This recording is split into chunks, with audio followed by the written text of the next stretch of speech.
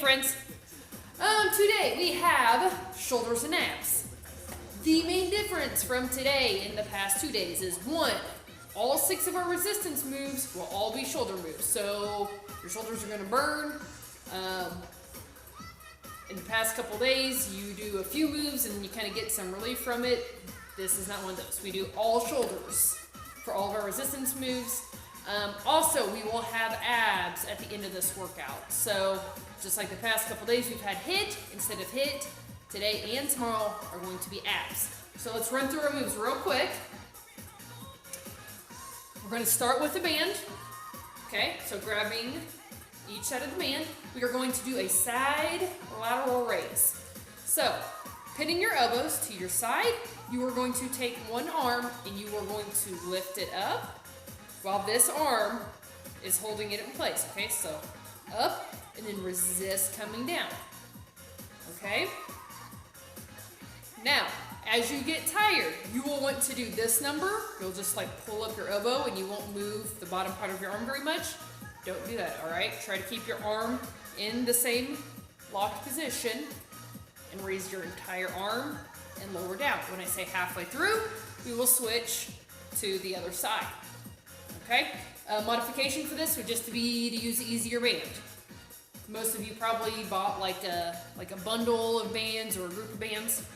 They should be different levels, so harder to easier, just use the easier one. Then we're gonna go into a standing shoulder press. So, grabbing your weights, you are going to take them and you are going to lift them up so your arm is in kind of 2 L shapes, okay? Now, the thing is you can stand in 2 different ways. You can stand with your hips just a little bit, feet just a little bit wider than your hips. So just, parallel to each other.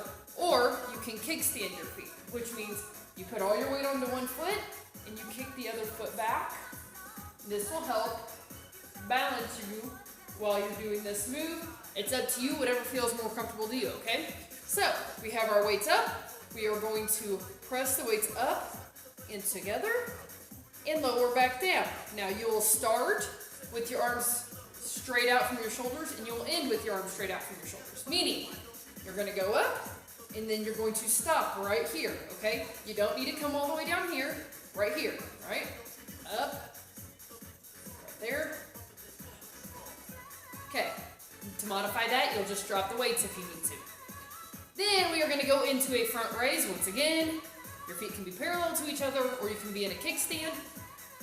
You are going to take the weights, holding them at your side, you are going to raise up until your arms are shoulder height and then lower back down. So right here, up, stop right here, lower down, stop down here. A lot of times doing this move, you'll want to use your momentum to swing them up. Don't do that, all right? Right here, pause here, pause here, okay? And as you come down, resist coming down. Don't just let your arms fall, okay? Okay, so that'll be our first 3 moves. Our next moves are a side lateral pull down with the band, a raisin pull, and a shoulder fly. So this time we are going to grab the band again, but it's going to go above our head. You are going to hold one arm in place while you pull the other down, and then raise back up. Once again, resist as you're coming back up. When I say halfway through, we'll do the other side. Resisting as you come up. Modification for this would be either one to use easy band, or you could drop the band altogether and go through the form until you have it down, okay? Now we're gonna do a raise and pull. So you're going to take your weight, you're gonna hold it in front of your legs. You are going to raise it straight out in front of you. You're going to pull in and then come straight back down. So from the side, it'll look like this.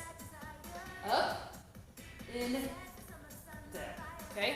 Once again, you can kickstand if you want, or you can just have your feet a little wider than your hips. Okay, main thing with this one is keeping your elbows up. So as you are pulling in, as you get tired, you're gonna wanna do this number, okay? You're gonna wanna put your elbows down, Okay, don't do that. Up. Keep your elbows up. Straight back down. Alright? Okay. Then we are going to go into a shoulder fly. I'm going to grab lighter weights. This is a move that looks easy, and it is not easy. It's really hard, actually.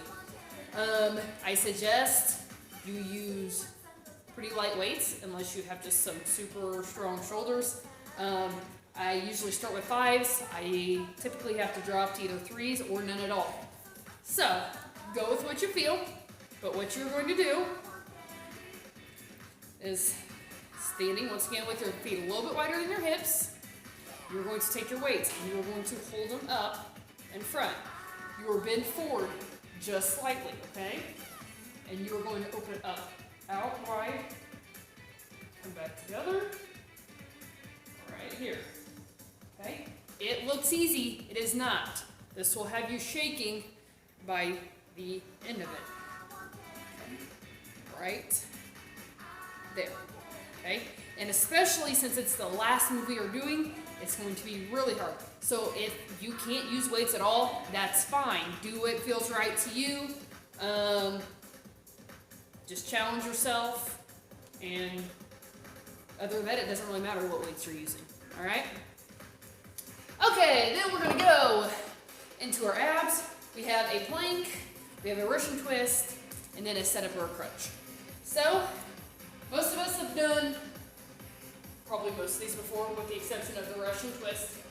But we are going to come up into our plank. Alright? And you are just going to hold for the entire minute. You don't want your booty up in the air. You don't want your hips sagging. You want to be in a straight line. If you need to, come down on your knees and hold the plank on your knees. Alright. Then we are going to go into a Russian twist. There's a different couple variations of this move. I'll kind of start with the hardest, and then we'll kind of keep modifying it down. So, the hardest version of this move would be to sit back in the V shape, okay? Pick your feet up off the ground, take a weight, move it out, and you will twist from side to side. All right? A step down would be to put your feet on the ground, once again, keeping the weight and twisting side to side. Make sure you are using your core to twist and not just moving your arms. Okay?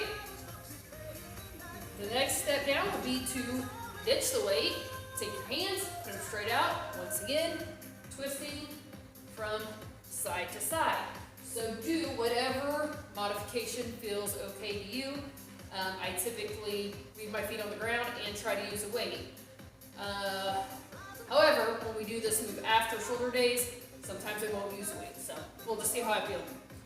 Then we're going to go into a sit-up or a crunch. Most of us have done this before. So, the main thing here is do not pull on the back of your head. You can cross your hands on your chest, or you can stick your hands behind your ears. Do not pull on the back of your head, okay? So if you're doing a crunch, you would just stay right here, or right here.